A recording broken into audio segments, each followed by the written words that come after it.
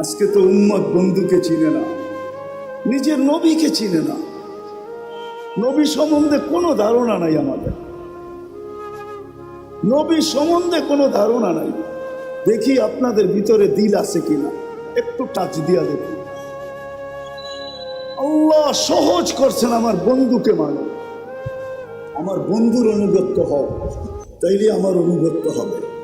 আমার বন্ধুকে মানলেই আমার মানা হবে, আর আমি কিচ্ছু চাবো না। বন্ধু পক্ষে তো আমি পক্ষে।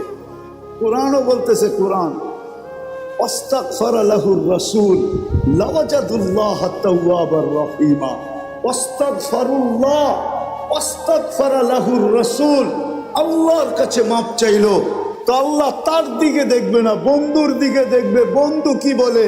বন্ধু যদি খালি ইশারা করে দিল, ইশারা, আস্তাগফারা লাহুর রাসূল লাওয়াজাদুল্লাহ তাওয়াবার রহিমা, আল্লাহ বলে সব গুনাহ মাফ করে দিব। তুই কত গুনাহ করছিস, কি কি করছিস, এটা আমার দেখার বিষয় না। বন্ধু পক্ষে তো আমি পক্ষে। কিন্তু উম্মত তো বন্ধুই চিনে না, কি করলো এটাও জানে না, কি করতেছে এটাও জানে না, কি করবে এটাও জানে না। আজকে তো উম্মত নবী চিনে না। যদি চিনতো তাহলে আমাদের দেশে আবার কাদিয়ানি হয় কি করে? যেখানে মানুষ চিনে, আসল নকল চিনে, যেই ব্যাংকে নকল টাকা চিনার মেশিন থাকে, ওই ব্যাংকে কি নকল টাকা জমা দেওয়া যায় নাকি? ও তো মেশিনে চেক করে নিবে, ঠিক না? খালি জমা দিতে গেলেই হবে, শুধু চেক করে টাকা ছিঁড়া ছেড়া দিবে না, বরং হাত করি লাগায়া জেলখানায় ঢুকায়া দিবে। তাই না? আমাদের দেশে কি করে হয় কাদিয়ানি? বুঝা গেল নবী চিনে না। নবী ওলামারা রাগ হয়ে যায় না, কিন্তু আজকে যুবকরা নবী চিনে না, স্কুল কলেজ আলাদা চিনে না, ইউনিভার্সিটি আলাদা চিনে না, জেনারেল শিক্ষিত আলাদা চিনে না, সাধারণ মানুষ নবী চিনে না। নবী কি করলো এটা জানে না, মা বোনরা চিনে না, নাইলে ওই ফাঁদে পা দেয় তো দেখে। বরং এটা হয়তো, তাও তো আমাদের দেশের না, ইনপুটেড জিনিস। কি ইনপুট করা বাহিরের জিনিস, ঠিক না? কাদিয়ান কি আমাদের দেশে নাকি? এটা তো পাঞ্জাবে। এই দেশে এসে জায়গা নিল কি করে? আমরা চিনি না দেখা জায়গা নেওয়ার সুযোগ পাইছে। যদি চিনতো তাহলে প্রথম যেই ব্যক্তির কাছে আসছিল ওই চিতা পিটা কইরা ভিসা ছাড়া বর্ডারের ওই পারে দিয়ে আসতো। শুধু শুধু তো আল্লাহ বলেন না, ওয়াফি আনফুসিকুম আফালা তুবসিরুন। তুই শিক্ষিত তো হইলি বটে, কিন্তু তোর ভিতরে আমি কি কুদরত ফিট করছি ওটা নিয়ে বাবার তোর কোনোদিন সুযোগ হয় না। তুই ভাবিস না, তুই তো ভাবিস আলতু ফালতু জিনিস নিয়া, সারাদিন এটা নিয়ে ভাবিস, ওটা নিয়ে ভাবিস। তোর ভিতরে আমি কি ফিট করলাম, তোর ভিতরে আমি কি কুদরত লাগাইলাম, কি প্রযুক্তি লাগাইলাম। তুই সারাদিন প্রযুক্তি নিয়ে ভাবতে থাকিস, প্রযুক্তি নিয়ে বলতে থাকিস, প্রযুক্তি নিয়ে লিখতে থাকিস। ও মানুষ, তোর ভিতরে কি প্রযুক্তি লাগাইলাম এটা তো একবারও দেখলি না। ওয়াফি আনফুসিকুম আফালা তুবসিরুন। তোকে কি চক্ষু দেই না? তুই নিজের ভিতরে তাকায় দেখিস না যে তোর এগুলা চলে কি করে? যদি প্রযুক্তি দিয়ে লাগাইতে হইতো তাহলে না জানি এক চোখে 13 কোটি ক্যামেরা। কত? বিশ্বাস মনে হয় না, ঠিক না? আপনাদের বিজ্ঞানেরটাই বলতেছি আমি, কোরআন হাদিসেরটা বলতেছিলাম। এক চোখে 13 কোটি ক্যামেরা, 2 চোখে 26 কোটি ক্যামেরা। 13 কোটি ক্যামেরার তার আল্লাহ নিয়ে গেছেন 1.6 সেন্টিমিটার জায়গা দিয়া, পিছনে নিয়ে গেছেন। পিছনে 2টা তারকে একসাথে লাগতে দেন নাই। যদি 2টা একসাথে লাগতো তাহলে ফায়ার হতো, ফায়ার। আমরা সব উল্টা দেখতাম। 13 কোটি করে 26 কোটি ক্যামেরা। 13 কোটি সরিষা জমা করেন না একটা পাত্রে, দেখেন না পাত্রটা কত বড় হয়। তাইলে এক একটা চোখ জানে এক একটা বড় বড় জাহাজের লাইটের সমান হইতো, ঠিক না? দুইটা এরকম হয়তো রাস্তা দিয়ে হাঁটতেন, ঠিক না? একজন আরেকজনটা দেখাচ্ছি তো পড়া যেতেন, ঠিক না? এত বড় বড় লাগতো, এত বড় বড়, এতটুক জায়গার ভিতরে ফিট করছে। যাক, যেটা বলেই বুঝাইতেছিলাম শেষ জায়গায় চলে আসছি। মেরে দোস্ত, গুছায়া নিয়ে যেতে হবে, প্রস্তুতি নিয়ে যেতে হবে। আমরা নিজের ইচ্ছায় দুনিয়াতে আসিনি, আবার নিজের ইচ্ছায়ও যাব না। ইসলামে নিজের ইচ্ছায় যাওয়া এটা মহাপাপ, যেটাকে আত্মহত্যা বলে। আর মানুষ নিজের ইচ্ছায় দুনিয়াতে আসে নাই, এটা চির সত্য কথা। যদি নিজের ইচ্ছায় আসতো, তাহলে দুনিয়ায় কোনো অনেক মা বাবা এমন আছে যাদের কোল খালি, কোনোদিন কোল খালি হতো না। আবার অনেক এমনও আছে শুধু ছেলেই সারাটা জীবন মেয়ের দিকে তাকায় তাকায় জীবন পার হয়ে গেছে, আল্লাহ একটা মেয়ে দেন নাই, তাইলে এটাও হতো না। আরো আবার কারো কাছে শুধু মেয়ে, সারা জীবনটা ছেলের দিকে তাকাইতে তাকাইতে জীবন কেটে গেছে, একটা ছেলে হয় নাই, তাইলে এটাও হতো না। বুঝা গেল আমরা নিজের ইচ্ছায় আসি নাই, আবার নিজের ইচ্ছায় যাব না।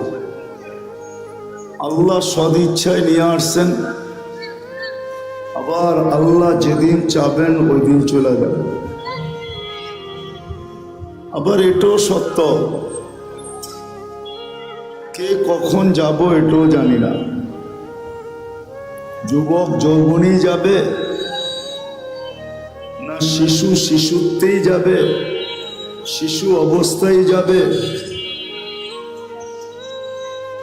না বুড়া বুড়ার থেকে আরো খুনখুনে বুড়া হয়ে যাবে, এটাও কেউ জানি না। লা তাদরি নাফসুন বিআইয়ি ওয়াক্তিন তামুত, কে কখন মরবে এটাও জানে না। আল্লাহ সতর্ক করছেন, এটা বটে, আমাদেরকে সতর্ক করছেন, ইবনে আদম, ও মানুষ, লা তাফরাহ বিদুনিয়াইকা,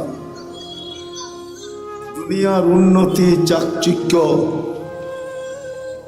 দুনিয়ার উন্নতি, দুনিয়ার চাকচিক্য, দুনিয়ার আধিপত্য, দুনিয়ার ক্ষমতা, দুনিয়ার সয় সম্পত্তি, দুনিয়ার টাকা পয়সা, দুনিয়ার বিবি বাল বাচ্চা তোমাকে যেন মাতাল না করে। ফাইন্নাকা গায়রা মুখাল্লাদ, তুমি কিন্তু চিরঞ্জীব না, এটা মনে রেখো। বুঝলে অনেক কিছু, আর না বুঝলে কিছুই না, ভাবলে অনেক বড়। আল্লাহ প্রত্যেককে সতর্ক করছেন, তুমি কিন্তু চিরঞ্জীব না, এটা মাথায় রেখো। যার কাছ থেকে আসছো তার কাছে ফেরত যেতে হবে, যার কাছ থেকে আসছি তার কাছ থেকে আসছি, আবার আল্লাহর কাছেই কিন্তু ফেরত যেতে হবে। থাকার সুযোগ এখানে কারো ছিল না, কারো নাই। যদি থাকার সুযোগ এখানে হতো তাহলে কবির কথা সত্য হতো, আরবি কবির কথা সত্য হতো, লাউ কানাতিদ দুনিয়া মুখাল্লাদা, দুনিয়া যদি চিরদিন কারো জন্য হতো, মা মাতা মুহাম্মাদা, তাহলে মুহাম্মদুর রাসূলুল্লাহ সাল্লাল্লাহু আলাইহি ওয়াসাল্লাম দুনিয়ার থেকে কোনোদিন যাইতেন না। কেননা সমগ্র সৃষ্টিটা ওনার সুবাদে তৈরি, সব ওনার সুবাদে তৈরি, আমরাও ওনার সুবাদে, আকাশ জমিন সব কিছু ওনার সুবাদে তৈরি। তাইলে উনি চিরদিন দুনিয়াতে থাকতেন, উনি যখন থাকেন না তো আমাদেরও থাকার কোনো সুযোগ।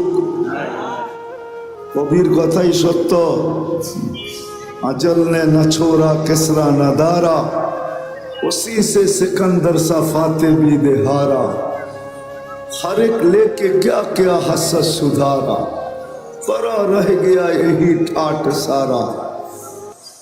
তাইলে ইতিহাসের কথাই সত্য হতো, এই সারা দুনিয়ার রাজত্ব 4 ব্যক্তির হাতের মুঠায় ছিল। 4 ব্যক্তির,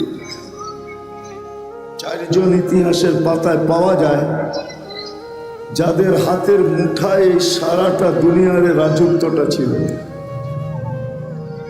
কাউকে যদি নাও চিনেন তো একজনকে অবশ্যই চিনবেন, উনি সুলাইমান আলাইহিস সালাম। শুধু ওই মাটির রাজত্ব ছিল না, এমনকি পাখির রাজত্ব ওনার কাছে ছিল। কোরআন বলে আল্লামাহু মানতিকাত তাইর, উনি পাখির ভাষা পর্যন্ত বুঝতেন। আচ্ছা, পাখি তো একটা পাখি, উনি পিপিলিকার ভাষা পর্যন্ত বুঝতেন, নাইলে সূরা নামল কেন আসলো? ক্বালাতিন নামলাতু দুখুলু মাসাকিনাকুম লা ইয়াহতিমান্না সুলাইমান ওয়া জুনুদুহু ওয়া হুম লা ইয়াশউরুন। পিপিলিকার ভাষা পর্যন্ত বুঝতেন। সমস্ত জমিনের প্রাণীর উপরে ওনার রাজত্ব ছিল। এমনকি এই জমিনের উপরে প্রবাহমান বাতাসের উপরে ওনার রাজত্ব ছিল। নাইলে গুদুহা শাহরুন ওয়া রাওয়াহুহা শাহরুন, এই কথা কোরআনে কেন আসতো? উনি বাতাসকে হুকুম দিতেন, ওনার তখ্তকে উড়ায় নিয়ে যেত উইদাউট ইঞ্জিন। কোনো ইঞ্জিন নাই, কোনো তেল ভরতে হতো না, কোনো কাপাকাপি করতো না।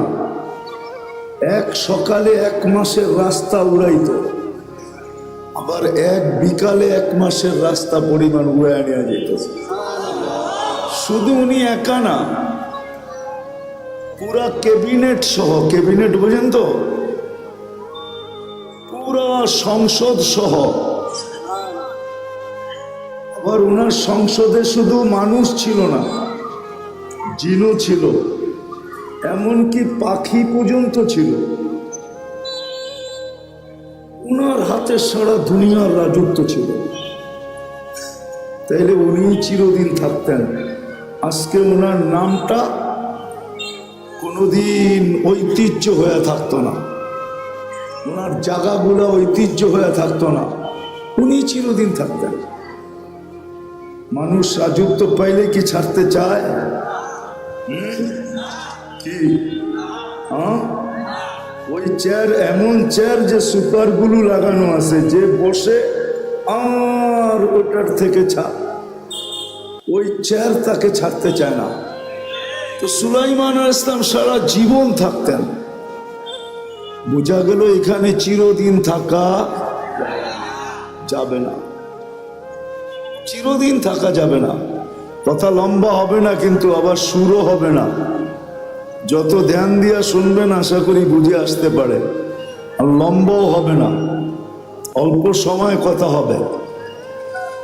আর যদি ধ্যান দিয়া শুনতে পারি তা আমার বিশ্বাস অল্প কথা যথেষ্ট হবে। আমি প্রমাণ দিতে পারি।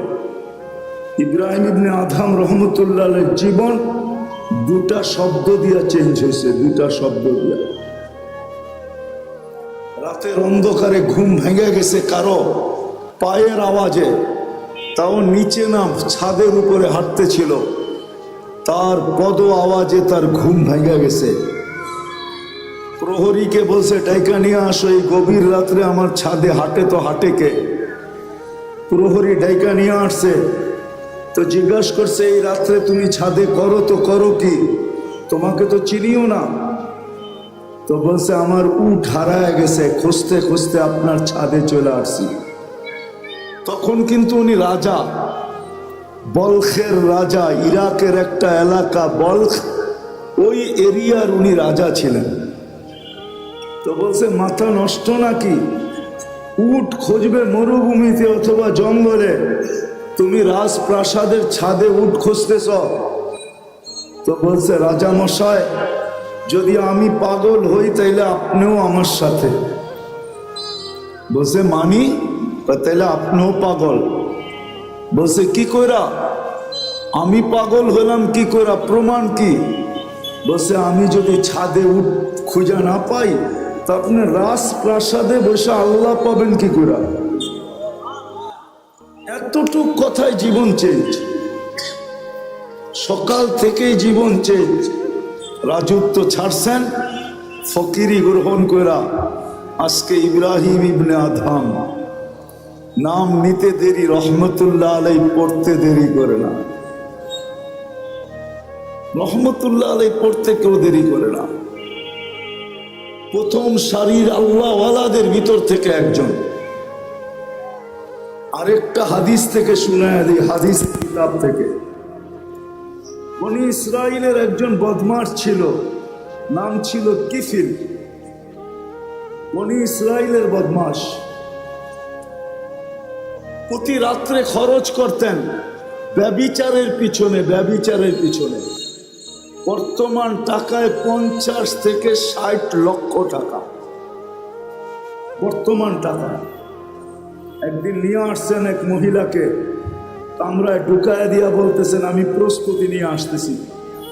যখন প্রস্তুতি নিয়ে আসছেন তো দেখতেছেন এক কোনায় বসে কাঁদতেছে। তো জিজ্ঞাসা করতেছে কাঁদিস কেন? তোকে তো জোর করে নিয়ে আসি নাই, টাকা দিয়া নিয়ে আসছি। তো বলছে শোন কিফিল, আমি বাজারি মেয়ে না, বিপদের কারণে তোর হাতে ধরা দিতে বাধ্য হয়েছি, কিন্তু আমি কাঁদতেছি কেন জানিস? যে কালকে এই চেহারাটা আল্লাহকে কি করে দেখাবো, কালকে এই চেহারাটা আল্লাহকে কি করে দেখাবো। এতটুক কথা। কিফিলের দিল ফেরা গেছে।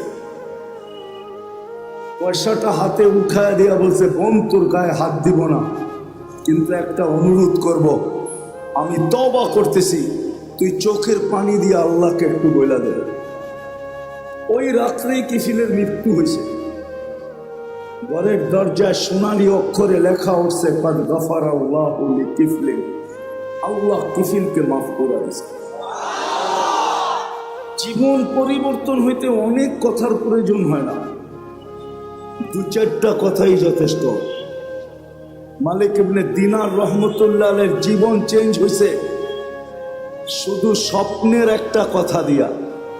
একমাত্র মেয়ে ছিল, একমাত্র মেয়ে তার ছোট বয়সেই মারা গেছে। স্বপ্নে মেয়ের সাথে দেখা হয়েছে, কাহিনী বড় লম্বা, আমি শর্ট করতেছি, আসল যেটা সেটা বলতেছি। তো ছেলে মেয়ে বাপের হাত ধরা বলছিল আব্বা এখনো কি মুসলমানের ফিরে আসার সময় হয় নাই? এতটুকু কথা তার জীবন চেঞ্জ। জন্য কথা লম্বা হবে না, ধ্যান যত হবে আমার বিশ্বাস তত কথা তত বেশি দিলে গাঁথবে। নড়াচড়া যত কম হবে তত বেশি কথা দিলে গাঁথবে। তো যেটা বলতেছিলাম, অস্তিত্ব সদিচ্ছায় না, আর যাওয়াটাও সদিচ্ছায় না, আবার এইখানে চিরদিন থাকাও না। কেউ চিরদিন থাকবে না। দুনিয়া এটার প্রমাণ দিতেছে। ডেলি 4 থেকে 5 লক্ষ মানুষ ডেলি উঠা যেতেছে। আবার আপনি বলবেন তেমন আসতেছে, জন্ম নিতেছে, মানি, কিন্তু একদিন উঠানোটা উপরে হবে, আশাটা কমে আসবে। উঠতে উঠতে একদিন দুনিয়া শূন্য হবে, এটাই সত্য। দুনিয়া শূন্য হবে, নাইলে হাদিসে এই কথা আসতো না। কোন এক পর্বে আল্লাহ মালাকুল মউতকে জিজ্ঞাসা করবে মাম বাকিয়া আলা যাহরিল আরদ, জমিনে কে বাকি? মালাকুল মউত বলবে লা আলাল আরদি আহাদ, জমিনে কেউ বাকি নেই। সব টোকায় টোকায় নিয়ে আসছি, কুড়ায় কুড়ায় নিয়ে আসছি, খুঁজা খুঁজা নিয়ে আসছি। আল্লাহ জিজ্ঞাসা করবে আইনাল্লাযীনা কানু ইয়াঈশুনা ফি বুরুজিন মুশাইয়্যিদা, ওরা কোথায়? যারা বড় বড় উঁচা উঁচা দেওয়ালের ভিতরে বাস করত, চতুর্দিকে পাহারা আর পাহারা, টেকনোলজি আর টেকনোলজি, মেশিন আর মেশিন। যারা মৃত্যুকে স্বপ্নেও ভাবত না, ওরা কোথায়? আল্লাহ জানেন। মালাকুল মউত বলবে ওদেরকেও নিয়ে আসছে, কেউ বাকি নেই। হ্যাঁ, বাকি আছে আহলুস সামাওয়াত, আকাশওয়ালারা বাকি। ওয়া আনতাল হাইয়ুল্লাযী লা তামুত, আর আপনি চিরঞ্জীব। আল্লাহ বলবে লাগা আকাশে ঝাড়ু, 7 আকাশে ঝাড়ু দিবে। তারপরে জিজ্ঞাসা করবে এইবার, তো বলবে লা আলাল আরদি ওয়ালা আলাস সামাওয়াত, জমিনও কেউ বাকি নেই, আকাশেও কেউ বাকি নেই। ইল্লাল্লাযীনা ইয়াঈশুনা তাহতা আরশি, আপনার আরশের নিচে যারা বিরাজমান এরা বাকি আছে। আর আপনি চিরঞ্জীব, আনতাল হাইয়ুল্লাযী লা তামুত। আল্লাহ বলে লাগাও আমার আরশের নিচে ঝাড়ু, ওইখানেও ঝাড়ু লাগাবে। জিজ্ঞাসা করবে এইবার, তো বলবে লা আলাল আরদি ওয়ালা আলাস সামাওয়াতি ওয়ালা তাহতা আরশি, জমিনেও না, আকাশেও না, আপনার আরশের নিচেও না। ইল্লা ইসনা আশার ওয়া আনতাল হাইয়ুল্লাযী লা তামুত, শুধু 12 জন বাকি, 12 জন। আল্লাহ বলবে নাম বলো, তো বলবে আরবাতু, জিবরিল, মিকাইল, ইসরাফিল, মালাকুল মউত, নাহনু আরবা, আমরা 4 জন। ওয়া সামানিয়াতু মিন হামিলাতি আরশি, আপনার আরশ বহনকারী 8 জন, টোটাল 12 জন বাকি। আল্লাহ বলবে জিবরিল, মিকাইল, ইসরাফিলের মৃত্যু হোক, 3 জন মারা যাবে। এবার জিজ্ঞাসা করবে আল্লাহ এইবার, তো বলবে 9 জন, 8 জন আপনার আরশ বহনকারী, আর আমি আর আপনি চিরঞ্জীব। আল্লাহ বলবে ফালিয়ামুত হামিলাতা আরশি, আমার আরশ বহনকারীদেরও মৃত্যু হোক। তারপরে আল্লাহর আগে জিজ্ঞাসা করবে এইবার বলকে, তো বলবে আনা ওয়া আনতাল হাইয়ুল্লাযী লা তামুত, আমি এবং আপনি চিরঞ্জীব। আল্লাহ বলবে ফাতামুত আনতা, এবার তোমার পালা। লিআন্নী কাতাবতুল মাউতা আলা মান তাহতা আরশি, এটাই আমার সিদ্ধান্ত, এটাই সাইনবোর্ডে লেখা আছে। আমার আরশের নিচে যে আছে তাকে মৃত্যুর স্বাদ পান করতে হবে। আল্লাযী হাইলা ইয়ামুত, যে চিরঞ্জীব, ফাহুয়া ফাওকা আরশি, সে আমার আরশের উপরে বিরাজমান। মালাকুল মউতকে আল্লাহ বলবে ফাতামুত, এবার তোমার পালা। তো সায়ুলকি আলাইহি সাকারাতুল মউত, আল্লাহ মৃত্যুর যাতনা ঢালবেন, তো একটা চিৎকার দিবেন, চিৎকার। বিইজ্জাতিকা ওয়া জালালি, তোর ইজ্জত আর জালালের কসম, লাউ আলিমতু সাকরাতাল মউত, যদি সামান্যতম মৃত্যুর যাতনা আমার জানা থাকতো, তো মা কাবাস্তু আরওয়াহাল মুমিনিন, কোন মোমেন মুসলমানকে আমি এত কষ্ট দিয়ে নিয়ে আসতাম না। সত্য এটাই, থাকার সুযোগ কারণে চলে আসছি আসল জায়গায়। নিজেকে গড়া নিয়ে যেতে হবে, দুনিয়ার পরিচয় পরিচিতি চলবে, এটা দুনিয়ার ভিতরে। যালিকা মাতাউল হায়াতিদ দুনিয়া, এটা দুনিয়ার পরিচয় পরিচিতি, এটা দুনিয়ার পরিচয় পরিচিতি। জাআলনাকুম শুউবান ওয়া কাবাইলা লিতাআরাফু, বিভিন্ন বংশে বিভক্ত, বিভিন্ন পেশায় বিভক্ত, এটা দুনিয়ার পরিচয় পরিচিতি।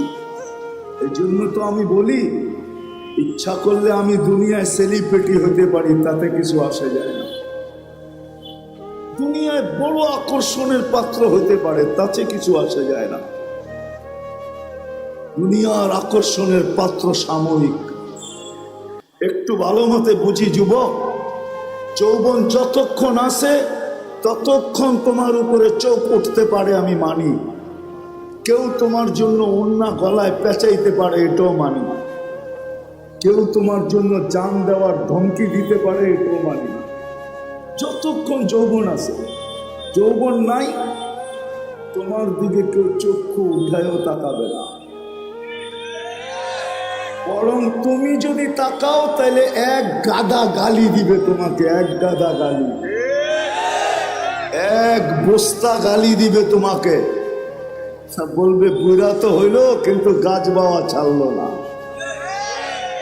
বলবে বুড়া তো হইলো কিন্তু খাটাসি অভ্যাসে কোনো গেল না। যৌবন যতক্ষণ আছে ততক্ষণ তোমার ভ্যালু আছে। মাল আল্লাহর কাছে মাল যতক্ষণ আছে ততক্ষণ ভ্যালু আছে। আমরা দেখি বাংলাদেশেই তো থাকি, পথ যতদিন থাকে তো ফাইল নিয়ে মানুষকে ঘুরাইতে থাকে, জুতাগুলা ক্ষয় করাইতে থাকে, কিন্তু যেদিন রিটায়ার্ড হলো তার পরের দিনই উনি ফাইল নিয়ে এখন টেবিলে টেবিলে ঘুরতেছে। বেলু শেষ, দুনিয়া ওনাকে দেখা হাসতেছে যে আপনি টেবিলে টেবিলে তো এতদিন সবাইকে ঘুরাইতেন, এখন তো দেখি আপনিই ঘুরেন। কলিকরা এখন ওনাকে দেখা মুস্কি মুস্কি হাসে, আর সবাই বলে তুমি ঘুরতে থাকো ফাইল নিয়ে, বহুতকে ঘুরাইছো, এখন তুমি ঘুরা দেখো ঘুরতে কেমন মজা লাগে। সত্য এটাই। সদিচ্ছায় আসি নাই, সদিচ্ছায় যাব না, চিরদিন এইখানে থাকবো না। প্রস্তুতি নিয়ে যেতে হবে, এটাই দাবি, আর কিচ্ছু দাবি না। যিনি অস্তিত্ব দিয়েছেন ওনার দাবি এতটুকু, প্রস্তুতি নিয়ে আসো, নিজেকে তৈরি করে নিয়ে আসো, নিজেকে গুছায়া নিয়ে আসো, এটাই ওনার দাবি, আর কিচ্ছু না। ছোট জীবনটার বিনিময় এটাই দাবি, 60-70 বৎসরের বিনিময়। 60-70 বৎসরও তো না, এই উম্মতের জন্য তো 60-70 বৎসরও না। এই উম্মতকে 70 বৎসর দিয়েও আল্লাহ ভাবছেন যে এটা ভালোবাসার বিপরীতে যায় কিনা। আমি তো এদেরকে ভালোবাসি, 60-70 বৎসরে যদি প্রশ্ন উঠায়া দেয় যে তাইলে আর ভালোবাসা হইল তো হইল কি, 70 বৎসর জীবন দিলেন, 60 বৎসর খাটাইলেন, 70 বৎসর খাটাইলেন, তো ভালোবাসার প্রমাণ হইল তো হইল কি। এই জন্য আল্লাহ 2 পর্বে এই উম্মতের জীবনকে কমায়া দিছেন। প্রথম 15 বৎসর মাফ, বালেগ হওয়া পর্যন্ত মাফ, কুফিয়াল কলম সবই হাত্তা ইয়াবলু, বাচ্চা যতক্ষণ পর্যন্ত বালেগ না হয় কলম তার বিরুদ্ধে যায় না। 15 বৎসর মাফ এই উম্মতের জন্য। রইল আর কতটুকু, এটুকু মনে হয় বেশি খাটা মনে হইতেছে, তা আবার আল্লাহ আবার কমায়া দিছেন। 24 ঘন্টায় যতক্ষণ আমরা ঘুমে থাকি কলম উঠানো থাকে, আমাদের বিরুদ্ধে যায় না, এটাও মাপ। এই ছোট জীবনটা দিছেন ঘুরে যাওয়ার জন্য। এই জন্যই তো যে লেখছে বড় সুন্দর লেখছে, তারপরেও যদি গড়তে না পারলো তাহলে ওর চেয়ে বড় হতভাগা কেউ নাই, ওর চেয়ে বড় কপাল পোড়া কেউ নাই, ওর চেয়ে বড় হতভাগা কেউ নাই, ওর চেয়ে বড় কপাল পোড়া কেউ নাই। কোরআনও এটাই বলে, কুতিলাল ইনসানু মা আকফারা, মানুষ তোকে অকৃতজ্ঞতা ডুবায়া দিল, তুই অকৃতজ্ঞ হলি তো হলি কি করা, তোর থেকে বেশি তো চাই নাই আমি।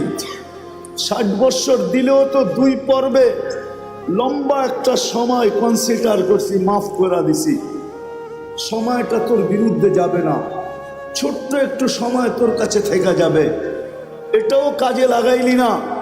হায় মানুষ, তোর চেয়ে বড় অকৃতজ্ঞ তো কেউ নাই। কুরআন বলে কুতিলাল ইনসানু মা আকফারা, ও মানুষ তোর চেয়ে বড় অকৃতজ্ঞ তো কেউ নাই, তো কেউ নাই। কুরআন আবারও চিৎকার দেয়, মা গর্রাকা বিরাব্বিকাল কারীম, যে আল্লাহ দয়ার ভান্ডারের দরজা পুরাটা খোলা দিল, এই উম্মতের উপরে ভান্ডারটা পুরা ঢাইলা দিল, ওই আল্লাহর থেকে তুই দূরে সরলি তো সরলি কি করে, বিমুখ হলি তো হলি কি করে।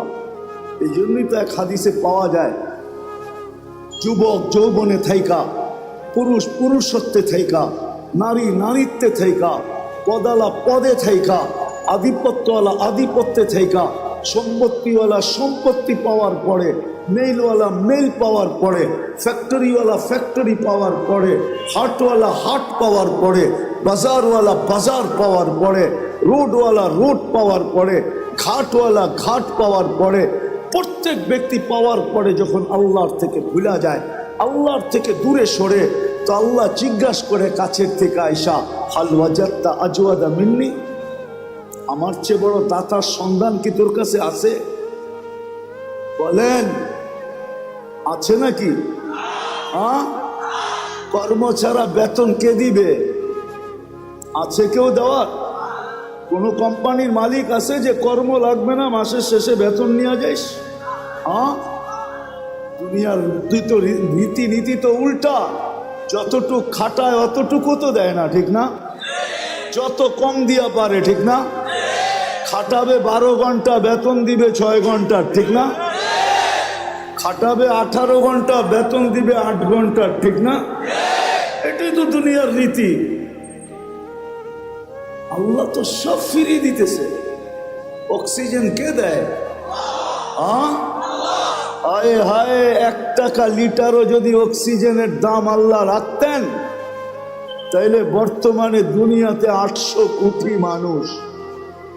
পূরণ দেন 550 দিয়া, দেখেন কত লিটার হয়। 1 টাকা যদি পার লিটার হতো, তাহলে আমাদেরকে ডেলি 550 লিটার অক্সিজেনের জন্য 550 টাকা দিতে হতো। যদি পার শ্বাসে 1 পয়সা হইতো, 1 পয়সা, এটা দিয়া ভাবেন, এটা দিয়া যুবক পায়ে হাত রেখা বলি, এটা দিয়া ভাবো, হইতে পারে বিবেকের পর্দা খুলতে পারে। আর যদি না খুললো, তাহলে দুনিয়ার জীবনটা কেটে যাবে। কোনো প্রতিরোধ করার কোনো মেশিন আসে নাই যে দুনিয়ার জীবনের গতির উপরে প্রতিরোধ তৈরি করবে, বাধাগ্রস্ত করবে। কোনো মেশিন আসে নাই। এই গতিকে রোধ করবে, আমাদের জীবনের যাত্রার গতিকে রোধ করবে। আপনি বসে আছেন, যাত্রা কিন্তু চলমান। আপনি ঘুমায় আছেন, যাত্রা কিন্তু চলমান। আপনি বেহুশ আছেন, তারপরও যাত্রা চলমান। আখিরাতের যাত্রা কিন্তু থাইমা নাই। দুনিয়ায় কোনো মেশিন আসে নাই যে প্রতিরোধ করবে। কোনো পাওয়ার ব্যাংক আসে নাই ভৈরা রেখা দিবে। বিদ্যুৎ বইরা রাখা যায়, জীবন বইরা রাখা যায় না, কেটে যাবে এটা। এই জন্য একটু ভালো মতে বুঝি। শ্বাসের উপরে যদি বিল ধরতেন, তাইলে 1 পয়সা, 1 শ্বাস 1 পয়সা, তাইলে ডেলি 1600 টাকা বিল দিতে হতো। 1600 টাকা। বিশ্বাস হয় না? 1,60,000 পয়সায় 1600 টাকা হয়। 1,60,000 বা শ্বাস প্রশ্বাস নেই। যদি পার ডায়ালিসিসে 100 টাকা হইতো, পার ডায়ালিসিস। একবার ডায়ালিসিস করতে কয় টাকা লাগে চেয়ারম্যান সাহেব? কত? আরে আমি 4 থেকে 4,500 টাকা লাগে। 3,000 ভালো জায়গায় করাইলে 4,500 টাকা। আর যদি আরেকটা আছে গণস্বাস্থ্যতে করাইলে 1200-1300 টাকা লাগে। আচ্ছা, 1000 টাকা ধরলাম। আল্লাহ যদি পার ডায়ালিসিসে 100 টাকা নিতেন, 100, তো ডেলি 3600 টাকা ডায়ালিসিসে দিতে হতো। আল্লাহ কুদরত দ্বারা আমাদেরকে সুস্থ রাখার জন্য ডেলি 36 বার ডায়ালিসিস করে, 36 বার। একটা প্রযুক্তি বলতেছি, একটা প্রযুক্তি। এই ময়দান যথেষ্ট হইতো না যদি একটা প্রযুক্তি লাগানো হতো। একটা প্রযুক্তি যেটা আমাদের শরীরের ভিতরে চলমান।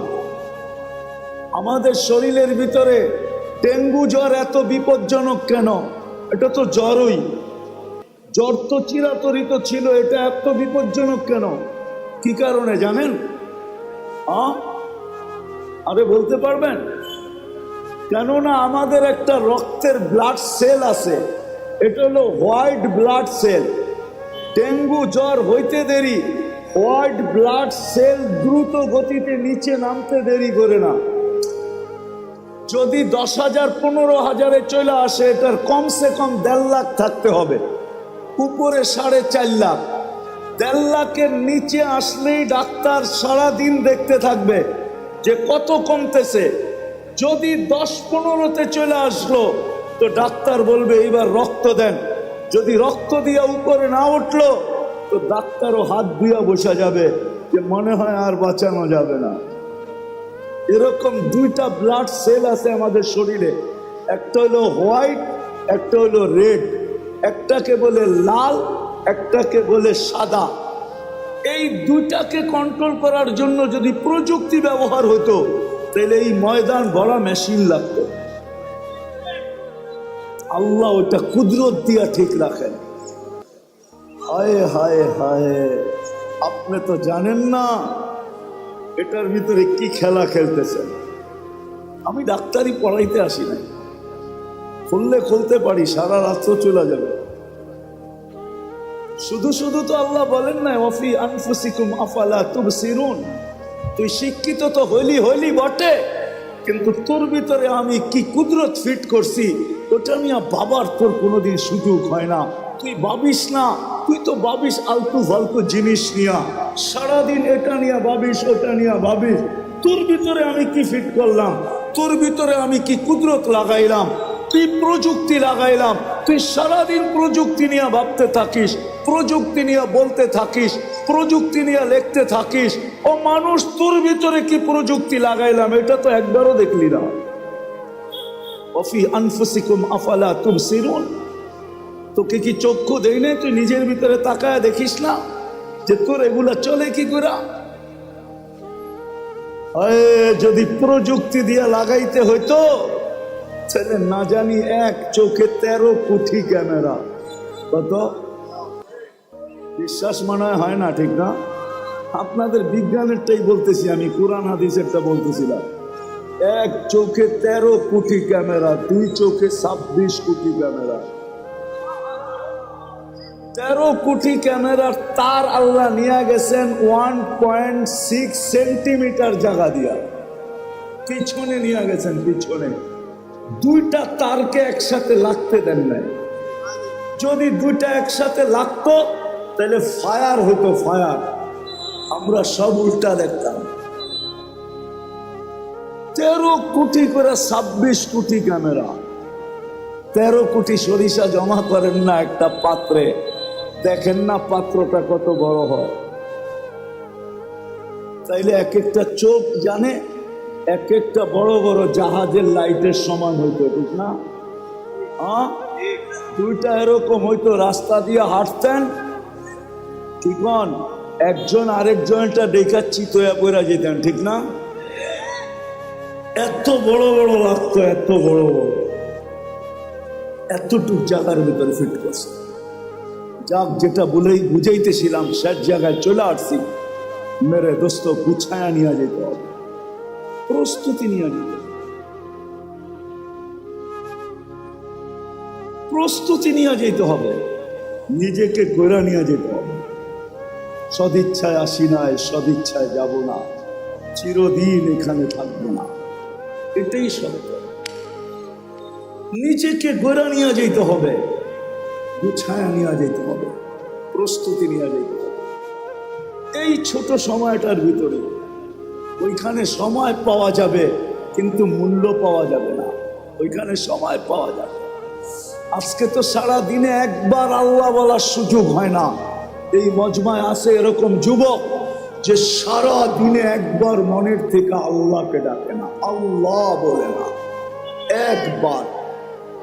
এই মজমায় আছে সারা দিনে 200 বার আল্লাহ আল্লাহ বলে না, সকালে একবার 100, বিকালে 100। আছে এই মজমায়, বেশিরভাগই এই মজমায়। এই মজমায় আছে এরকম লোক সারা বৎসরে একবার কোরআনটাকে নিয়ে পড়তে তো জানে না, কোরআনটাকে নিয়ে একবার একটা চুমা দেয় না, এরকম করে একটা চুমা দেয় না একবার বৎসরে। রাগ হয়ে গেলেন? হ্যাঁ, অথচ ভালোবাসা যদি চুমা দিতেন তাহলে ওয়াদা তো ছিল, আমিও তোকে ভালোবাসা চুমা দিব, আমিও তোকে ভালোবাসবো। তুই আমার কালামকে চুমা দিলি, আমি তোকে ভালোবাসি, বাসবো না তো বাসবো না কেন? না বাইসা যাবো তো যাবো কোথায়? আমিও তোকে ভালোবাসবো। ছোট জীবনটাকে গড়া যেতে হবে। চিরদিন নিজের ইচ্ছায় আসি নাই, নিজের ইচ্ছায় যাব না, চিরদিন এখানে থাকবো। এটাই আল্লাহর দাবি। কোরআন এটাই বলে, আতিউল্লাহ, কোরআন এটাই বলে আল্লাহকে মানো, জীবনটা গড়ে আসো। কোরআনের দাবি এটাই, জীবন গড়া, প্রস্তুতি নেওয়া। চলে যেতে হবে। কিন্তু আরেকটা কথাও বলে দেই, সন্দেহ মানুষ থাকতে পারে যে মনে হয় দুনিয়ার কিছু ওইখানে, দুনিয়ার টাকা পয়সা চলুক আর না চলুক সম্পর্ক মনে হয় চলবে। ওরকম লোকের সাথে সম্পর্ক হলে চলবে, কিন্তু বাকি অন্য কোনো সম্পর্ক চলবে না।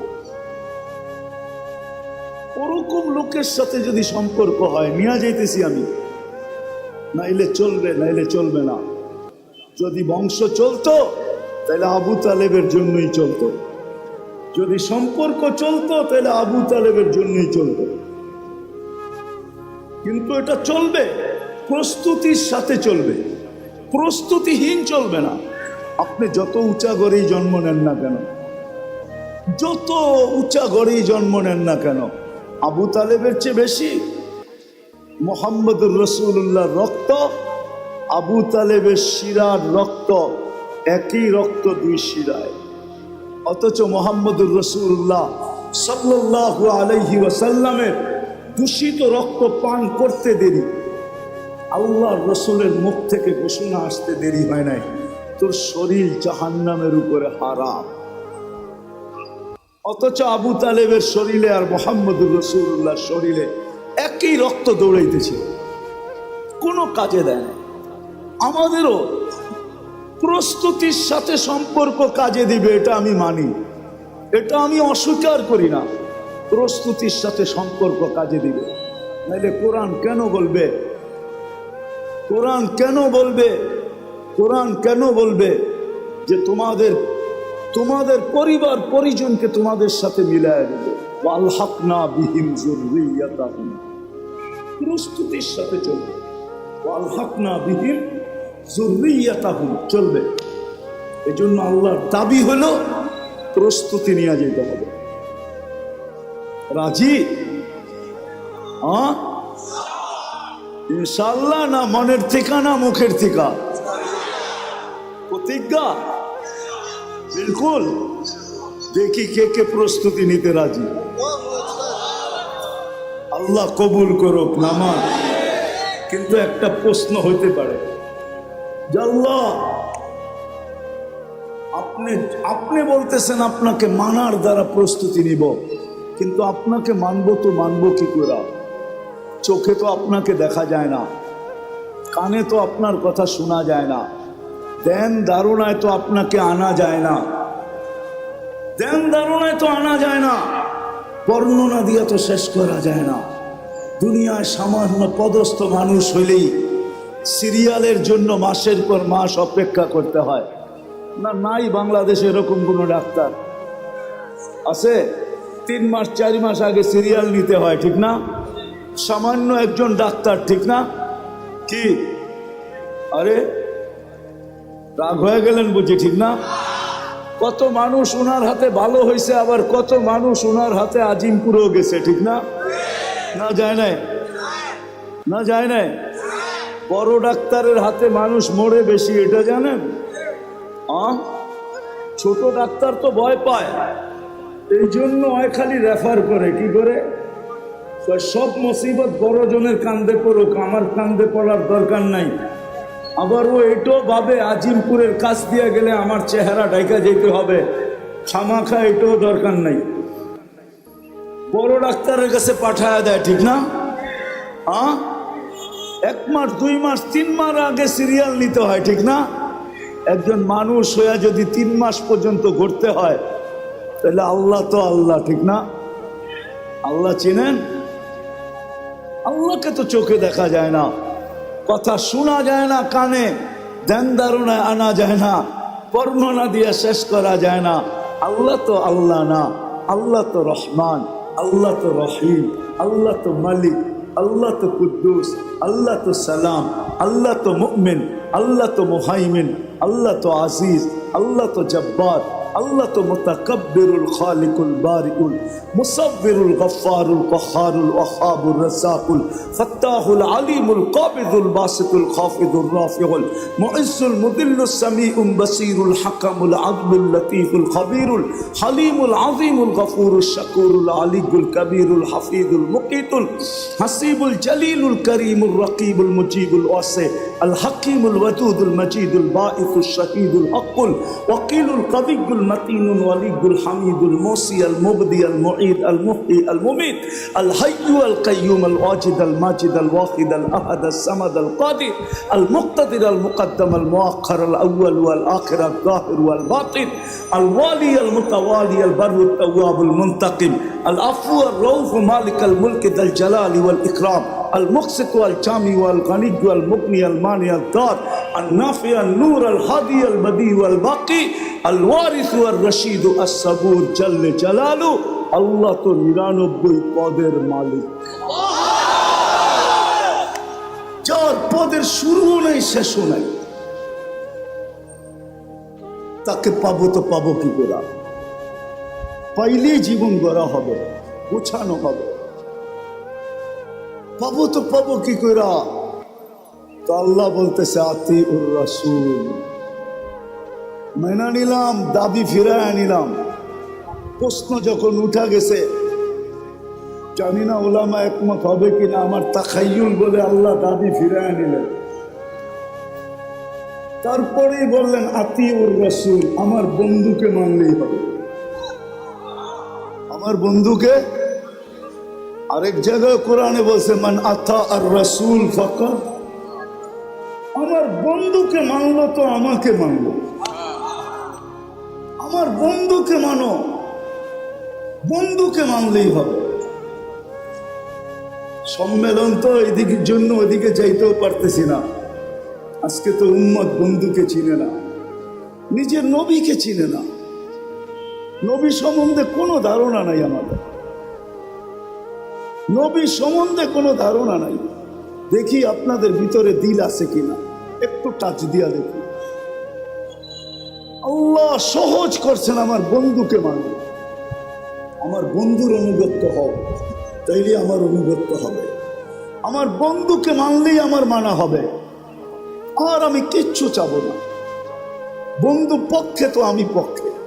কোরআনও বলতেছে, কোরআন ওয়াস্তাগফারা লাহুর রাসূল লাওয়াজাদুল্লাহ তাওয়াবার রহিমা। ওয়াস্তাগফারুল্লাহ, ওয়াস্তাগফারা লাহুর রাসূল, আল্লাহর কাছে মাপ চাইলো তো আল্লাহ তার দিকে দেখবে না, বন্ধুর দিকে দেখবে। বন্ধু কি বলে? বন্ধু যদি খালি ইশারা করে দিল, ইশারা, ওয়াস্তাগফারা লাহুর রাসূল লাওয়াজাদুল্লাহ তাওয়াবার রহিমা, আল্লাহ বলে সব গুনাহ মাফ করে দিব। তুই কত গুনাহ করছিস, কি কি করছিস, এটা আমার দেখার বিষয় না। বন্ধু পক্ষে তো আমি পক্ষে। কিন্তু উম্মত তো বন্ধুই চিনে না, কি করলো এটাও জানে না, কি করতেছে এটাও জানে না, কি করবে এটাও জানে না। আজকে তো উম্মত নবী চিনে না। যদি চিনতো তাহলে আমাদের দেশে আবার কাদিয়ানি হয় কি করে? যেখানে মানুষ চিনে, আসল নকল চিনে। যেই ব্যাংকে নকল টাকা চিনার মেশিন থাকে, ওই ব্যাংকে কি নকল টাকা জমা দেওয়া যায় নাকি? ও তো মেশিনে চেক করে নিবে, ঠিক না? খালি জমা দিতে গেলেই হবে, শুধু চেক করে টাকা ছিঁড়া ছেড়া দিবে না, বরং হাত করি লাগায় জেলখানায় ঢুকায় দিবে। তাই না? আমাদের দেশে কি করে হয় কাদিয়ানি? বুঝা গেল নবী চিনে না। নবী ওলামারা রাগ হয়ে যায় না, কিন্তু আজকে যুবকরা নবী চিনে না, স্কুল কলেজ আলাদা চিনে না, ইউনিভার্সিটি আলাদা চিনে না, জেনারেল শিক্ষিত আলাদা চিনে না, সাধারণ মানুষ নবী চিনে না। নবী কি করলো এটা জানে না, মা বোনরা চিনে না। নাইলে ওই ফাঁদে পা দেয় তো দেখে। বরং এটা হয়তো, তাও তো আমাদের দেশের না, ইনপোর্টেড জিনিস। কি ইনপুট করা বাহিরের জিনিস, ঠিক না? কাদিয়ান কি আমাদের দেশে নাকি? এটা তো পাঞ্জাবে। এই দেশে এসে জায়গা নিল কি করা? আমরা চিনি না দেখা জায়গা নেওয়ার সুযোগ পাইছে। যদি চিনতো তাহলে প্রথম যেই ব্যক্তির কাছে আসছিল ওই চিতা পিটা কইরা ভিসা ছাড়া বর্ডারের ওই পারে দিয়ে আসতো। আমাদের উম্মত চিনে না নবীকে, অথচ আল্লাহ তো বলতেছে আমি আমার দাবি ফেরত নিলাম, আমার বন্ধুকে মানলেই হবে। বন্ধুকে মাইনা দেখাও। আর আমরা তো আল্লাহর বন্ধুকে চিনি না, কার উম্মত হইলাম এটাও জানি না। আয় উম্মতে মোহাম্মদী, সমগ্র মানব জাতির মাথায় মুকুট একটা। কয়টা? কয়টা? কয়টা? ওয়ালাকাদ কাররামনা বনি আদম, শ্রেষ্ঠত্বের একটা মুকুট। আমাদের মাথায় মুকুট কয়েকটা? কয়েকটা, একটা না। শুধু উম্মতে মুহাম্মদী হতে পারার কারণে প্রথম মুকুট ওয়ালাকাদ কাররামনা বনি আদম, মানুষ হিসাবে একটা মুকুট। দ্বিতীয় আমাদের মাথায় আরেকটা মুকুট, কুনতুম খায়রা উম্মাহ, তোমাদের চেয়ে উত্তম উম্মত নাই, এটা হলো দ্বিতীয় মুকুট। তৃতীয় আরেকটা মুকুট, ওয়াজতাবাকুম, আমি তোমাদেরকে কুদরতি হাত দিয়া নির্বাচিত করছি, এটা আরেকটা মুকুট। আরেকটা দেখামো, আরেকটাও দেখাই। তোমাদের মাথায় চতুর্থ মুকুট, শুহাদা আলান নাস, শুহাদা ওয়ায়াকুনুর রাসূলু শাহীদান আলাইকুম ওয়া তাকুনু শুহাদা আলান নাস। ও উম্মতে মুহাম্মাদী, কিয়ামতের দিন আমি তোমাদেরকে আমার পক্ষে সাক্ষী হিসাবে আমার পাশে দাঁড় করাবো। এই উম্মত সমস্ত উম্মতের উপরে সাক্ষী হবে। বলেন সাক্ষী আর আসামি এক জায়গায় দাঁড়ায়? তাইলে বোঝা গেল আমরা কিয়ামতের মাঠে ইনশাআল্লাহ দাঁড়াবো না, আমরা তো আল্লাহর পাশে দাঁড়াবো। জালালউদ্দিন সুয়ুতী রহমতুল্লাহ আলাইহি লেখছেন, আমরা আরশের পাশে স্টেজ হবে, স্টেজ, আমরা ওই স্টেজে দাঁড়াবো। অনেক সময় পার হয়ে যাবে যদি আমি মুকুট দেখাইতে থাকি আপনাদের। উম্মত হওয়ার কারণে যে মুকুট দিছে, দেখি আজকে দিলের ভিতরে দিল আছে কিনা, বুকের ভিতরে দিল আছে কিনা, লাগে কিনা, দুই একটা শুনায়া দেখি। ওই রসুলকে মানার জন্য হয় হয় যিনি সারা জীবন চোখের পানি কোনোদিন ঝরা থামান নাই, যার চোখের পানি উম্মতের জন্য থামে নাই। জিবরিল জিজ্ঞাসা করছে, মিকাইল জিজ্ঞাসা করছে, আপনি সবসময় কাঁদেন কেন? মা জালা আরাকা তাবকি, আপনি সবসময় কেন কাঁদেন?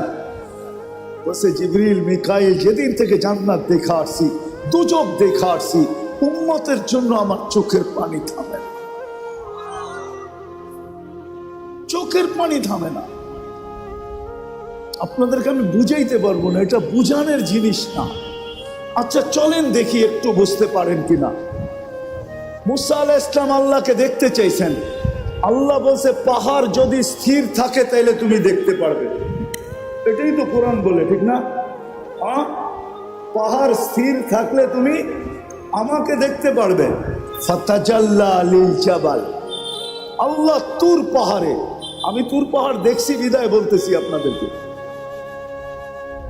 তুর পাহাড়ে আল্লাহ তাজাল্লি দিছেন ৭০,০০০ পর্দার ওই পার থেকে। মধ্যে কত পর্দা? মুসা আলাইহিস সালাম বেহুশ ছিলেন, ৪০ দিন বেহুশের মতো ছিলেন। কতদিন? কতদিন? ৪০ দিন বেহুশের মতো ছিলেন। অথচ কাবা কাউসাইনি আদনা, কাবা কাউসাইনি আও আদনা সুম্মা দানা ফাতাদাল্লা। আল্লাহর রাসূল আরশে এরকম আল্লাহর পাশে বসা, উইদাউট পর্দা। হারায়া যাওয়া উচিত ছিল, কিন্তু হারায়া গেছেন, সব ভুলে গেছেন। পরিবার বলছেন, ফাতেমা বলছেন, হাসান বলছেন, হুসাইন বলছেন, বনু হাশেম বলছেন, কুরাইশি বলছেন, আরব বলছেন, সব ভুলে গেছেন। কিন্তু উম্মত ভুলেন নাই, ওই টেবিলেও উম্মতকে স্মরণ করছেন, ওই টেবিলে। সেইখানে এতটুকু কাছে আলোর জগৎ, তাজাল্লিয়াতের জগৎ, আল্লাহর তাজাল্লি সহ্য করতেছে সিনা, আর পাশে বৈশা উম্মতকে স্মরণ করতেছেন। নাইলে আপনি আত্মাহিয়াত পড়েন কোত্থেকা, ওয়া আলা ইবাদিল্লাহিস সালিহিন। এটা তো নবীজি উম্মতকে স্মরণ করে বলছেন।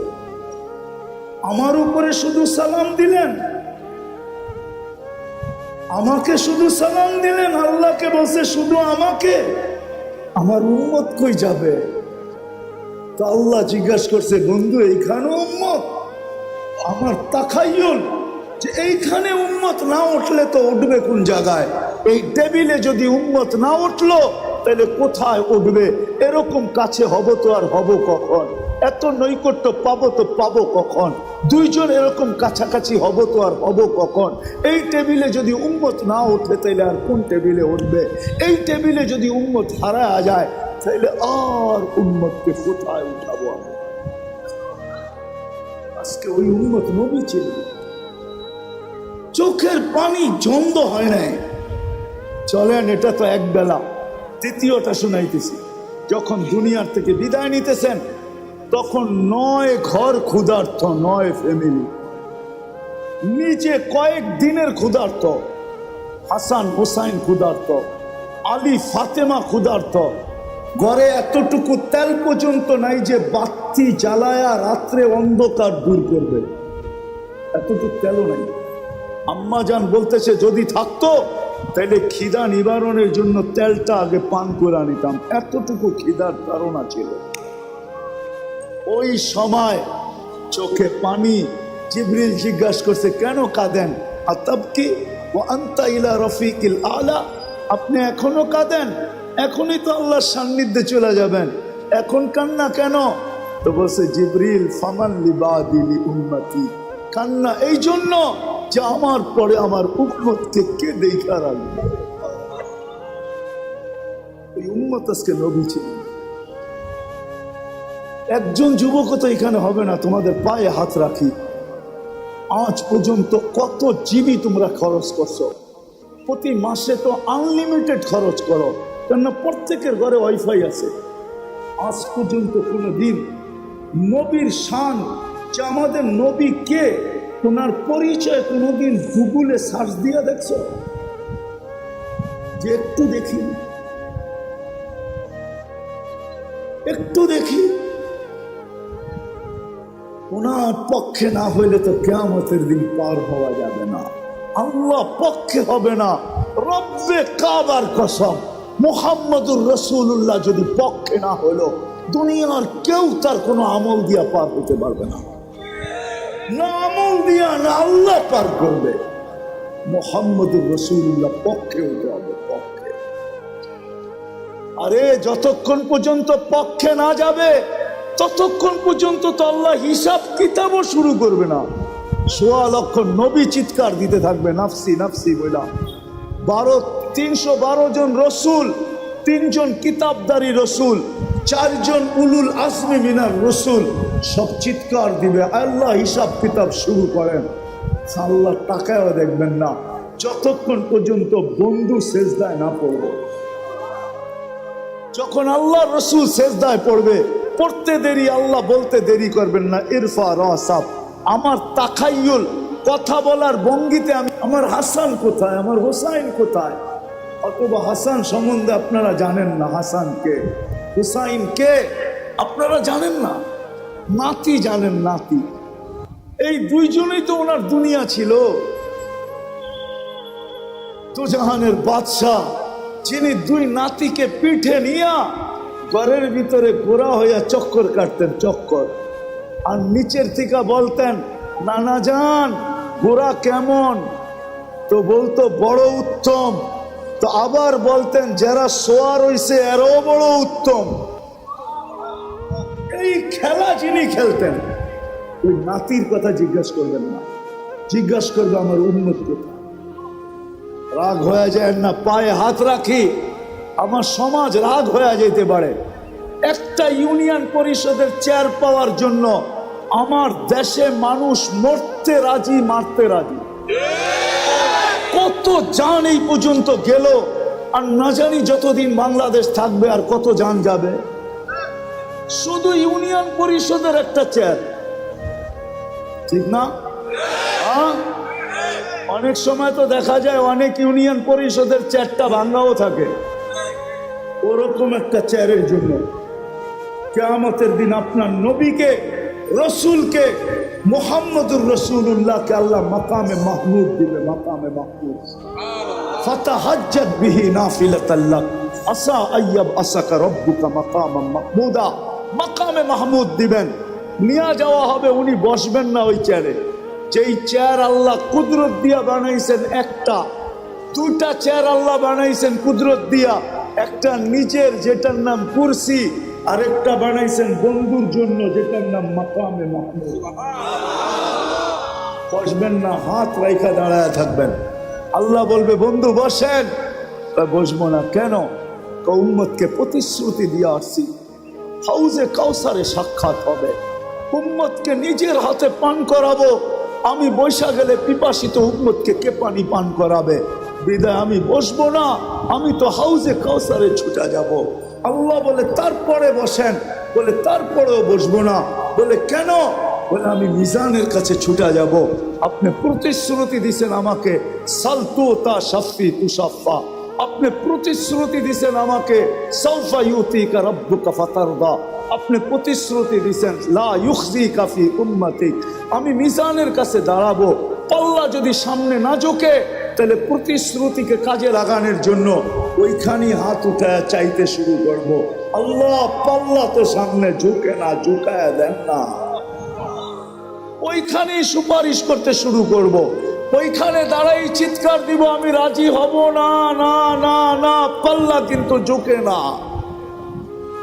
ওইখানে থেকেই বলবো আমি লজ্জিত হয়ে যাব, উম্মতের পাল্লা সামনে ঝোঁকে না।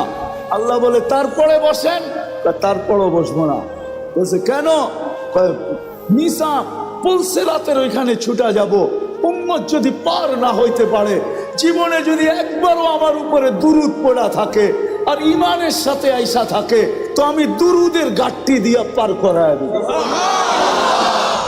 বলছে তারপর, বলছে তারপর 3 জায়গায় আমি দৌড়াইতে থাকবো, হাউজে কাউসার, মিজান, পুলসিরাত, হাউজে কাউসার, মিজান, পুলসিরাত। এই জন্য ইবনে আব্বাস থেকে রওয়ায়াত পাওয়া যায় কিয়ামতের দিন আপনাকে কোথায় পাবো? বলছে 3 জায়গার যে কোনো এক জায়গায় পাবে, মিজানে, পুলসিরাতে, হাউজে কাউসারে। আমি 3 জায়গায় ছুটতে থাকবো। যেই নবী কিয়ামতের দিন আমাদের জন্য ছুটবে, আজকে উম্মত ওই নবী ছিলেন।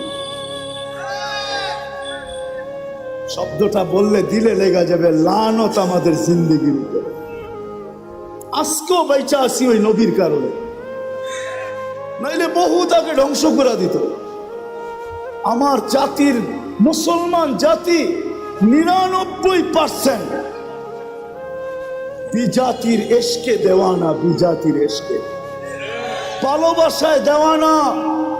যুবক 1 সপ্তাহ পর্যন্ত চুলের স্টাইল দেখতে থাকে অনলাইনে, 1 সপ্তাহ। ঈদের সময় টানা 1 সপ্তাহ দেখতে থাকে শুধু চুলের স্টাইল। তারপরে দেয় স্কিল শট নিয়ে, তারপরে যায় সেলুনে, আমাকে এই স্টাইলে কাটা দেয়। আজ পর্যন্ত এখানে একজন, এক যুবক পায়ে হাত রাখি তোমাদের, একজনও নাই যে নবীর স্টাইলে একবার চুল কাটছে, একবার না। আমরা কাটছি, সেলুনে যা বলছে ছোট কইরা কাইটা দিও, নাহলে বড় কইরা। আজ পর্যন্ত বলি না নবীর স্টাইলে কাইটা দাও, বা মনে মনেও ভাবি না আজকে চুলটা নবীর স্টাইলে কাটবো। কোরআন বলছে মুকাসসিরিন, ছোট কইরা কাটো, আমি নবীর স্টাইলে কাইটা নিব ছোট কইরা। নিয়ত তো মনে মনে করি নাই, অথচ যদি করতাম, যুবক কিয়ামতের দিন হাত পাতার সুযোগ হতো। যদি দেখা হইতো, হবে নিঃসন্দেহে তুমি হাত পাততে পারতে যে আমি জীবনে কিচ্ছু করতে পারি নাই, একবার আপনার স্টাইলে আমি চুল কাটছি, আমাকে কি দিবেন? দেন না। হইতে পারে রব্বে কাবার কসম, একবারের চুল কাটায় ওই কিনারাহীন দয়ার সমুদ্রের ভিতরে কোনো কিনারা নাই। ওইটার কিনারা যদি থাকতো তাহলে কোরআন রউফুর রহিম বলতো না। ওলামা একমত।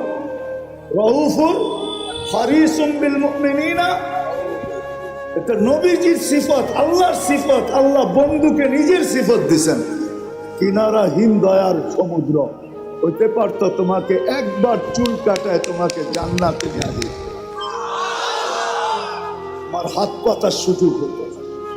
আমি তো সারা বাংলাদেশে চিৎকার দেই, আজ পর্যন্ত তো একটা মেসেজ পাইলাম না যে কোনো মা বোন জীবনের প্রথম সাজ যেটা হয় আর কি, সাজ, বাসর ঘরের সাজ, আজ পর্যন্ত আমার এই লাল সবুজের পরিধির ভিতর থেকে আজকে 3-4 বছর চিল্লাইতেছি, কোথাও থেকে একটা মেসেজ পাই না যে কোনো মা বোন এই মেসেজ পাঠাইছে যে আমার বাসর ঘরের সাজটা ফাতেমার মতো ছিল।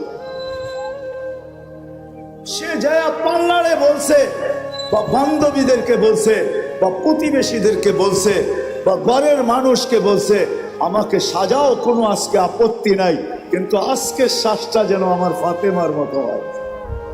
ফাতেমাও তো বাসর ঘরে সাজছে, কেননা কিয়ামতের দিন ফাতেমার হাতে ঝান্ডা থাকবে মহিলাদের, এদের ঝান্ডার নিচে হয়ে জান্নাতে যেতে পারবে। আমি একদিন সাইজা তার পাশে দাঁড়াইতে চাই। যদি জিজ্ঞাসা করে তুই আসলি কেন, তখন যেন হাসি দিয়া বলতে পারি কিছু তো নাই বটে, কিন্তু বিয়ের বাসর রাতের শ্বাসটা আপনার মতো ছিল, এই জন্য চলে আসছে। আজ পর্যন্ত পেলাম না। যা হোক, কথা লম্বা হয়ে যেতেছে। আল্লাহর রসুলকে মানলেই চলবে, কিন্তু এখানেও একটা প্রশ্ন আছে। আমাদের নবীজিকে তো আল্লাহ 63 বছর বয়স দিয়েছেন, 2-4 হাজার বছর বয়স দিতেন, তাইলেও তো মনটাকে বুঝাইতে পারতাম, ঠিক না? 2-4 হাজার বছর বয়স দিতেন, মাত্র বয়স দিয়েছেন 63 বছর।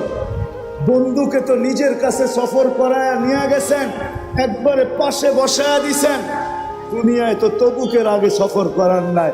সারা দুনিয়াটা একটু ঘুরাইলেও তো আমরা বলতে পারতাম যে আমাদের বাংলাদেশও নবীজির পা পড়ছে, ঠিক না? সারা দুনিয়াটা তো ঘুরাইলেন না। 63 বছর বয়সে বন্ধুকে উঠায় নিয়ে গেলেন। এখন মানবো তো মানবো কাকে? কোরআন আমাদেরকে দিক দেখায়, ওয়া উলুল আমরি মিনকুম ওয়া আওরাসনাল কিতাবাল্লাযীনা ইসতাফাইনা মিন ইবাদিনা। কিয়ামতের সকাল পর্যন্ত আল্লাহ বন্ধুর উত্তর সুরি রাখবেন, আল্লাহর উত্তর সুরি রাখবেন। যাদেরকে আল্লাহ নির্বাচিত করে উত্তর সুরি বানাইছেন তাদেরকে কিয়ামতের সকাল পর্যন্ত রাখবেন।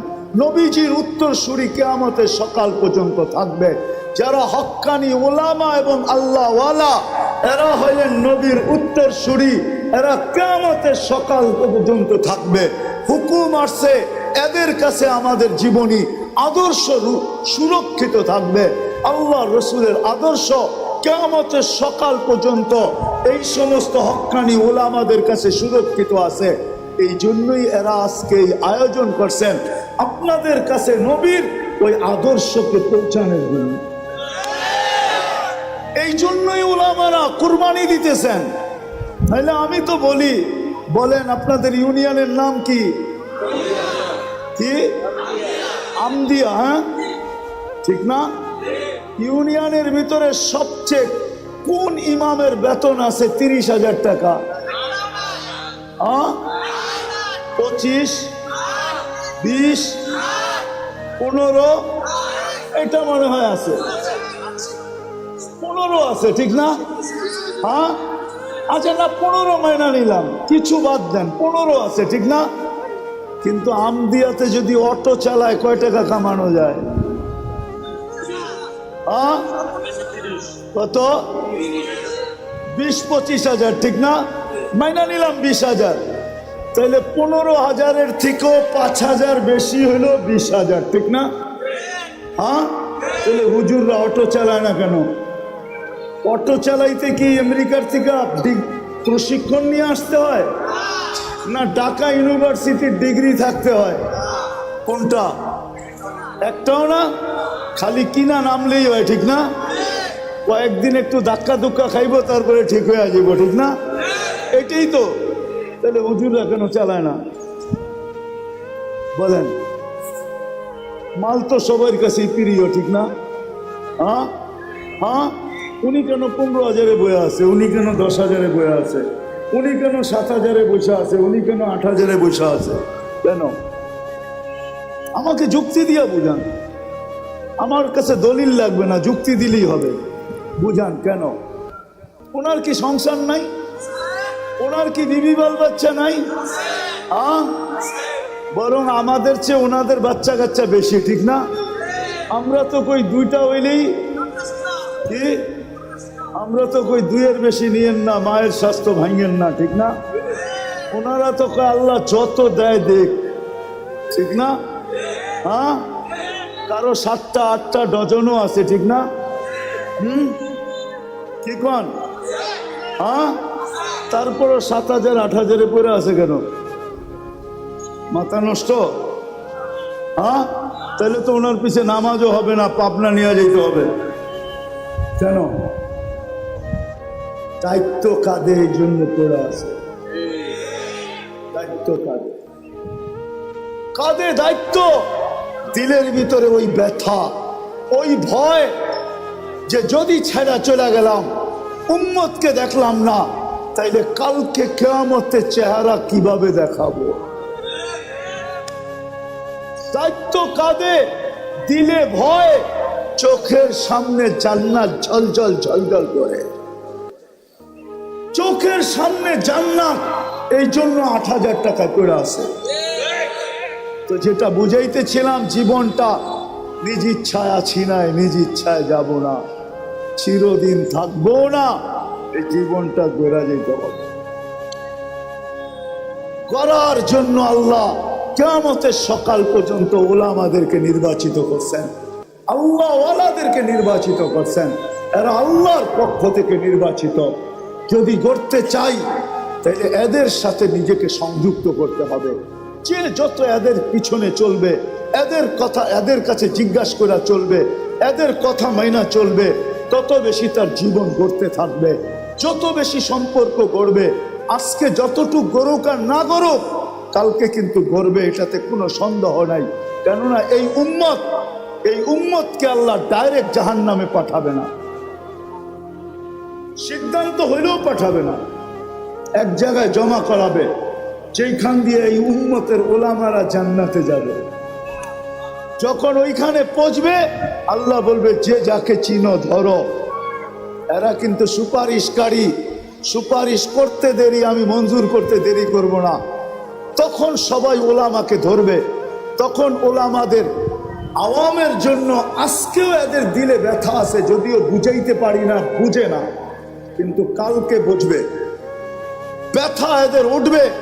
এরা আল্লাহকে বলবে, আল্লাহ আমাদের এলাকার, আমাদের ইউনিয়নের, থানার পরিচিত, এদেরকে না দিলে আমরাও জান্নাতে যাব না। আল্লাহর রহমত জোশে উঠবে। তখন আল্লাহ বলবে যে যাকে নিতে চাও নিয়ে যাও।